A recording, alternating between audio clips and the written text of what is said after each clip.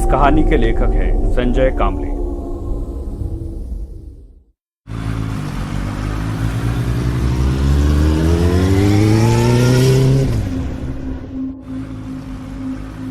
बहुत रात हो गई थी।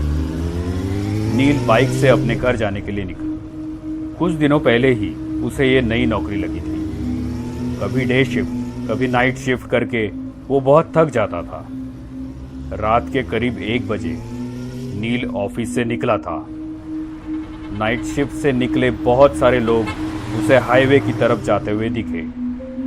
नील भी उनमें शामिल हो गया, लेकिन हाईवे से उनके रास्ते अलग हो गए। सब लोग अपने अपने रास्ते चले गए। वो भी बाइक पर से निकला। कुछ ही देर में नील हाईवे पर आया। रात बहुत हो गई थी, इसलिए ट्रैफिक भी बहुत कम था। उसे अपने स्पीड में बिल्कुल कंट्रोल नहीं था। कभी कभार ही उसे सामने से कोई कार आती दिखती थी या फिर ओवरटेक करती थी।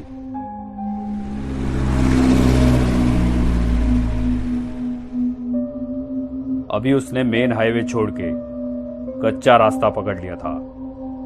वो रास्ता और भी सुनसान था। अभी बाइक के हेडलाइट में सिर्फ काला रास्ता दिख रहा था, बिल्कुल एक काले सांप की तरह।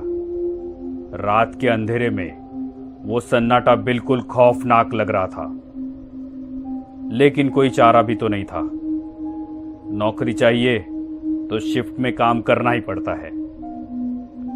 वो अपने ही धुन में गाड़ी चला रहा था। रास्ता सुनसान होने के कारण नील रास्ते के बीच से गाड़ी चला रहा था। कुछ ही देर में उसका अकेलापन दूर हो गया। उसे पीछे से आती हुई गाड़ी का हॉर्न सुनाई दिया। उसने उस गाड़ी को साइड दी। कुछ ही समय में एक कपल बाइक पर से उसे ओवरटेक करके चला गया। शायद वो पति पत्नी थे।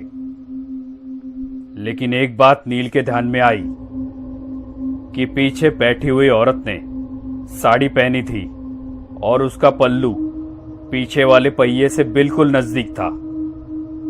हवा के झोंके से वो कभी भी बाइक के पहिए में अटक सकता था, और अगर वो पल्लू अटक गया तो पता नहीं क्या अनर्थ हो सकता था।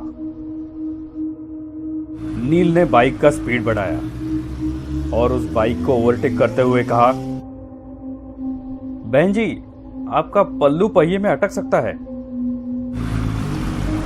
ऐसा कह के नील आगे निकल गया। नील के मन को एक राहत मिली कि मैंने किसी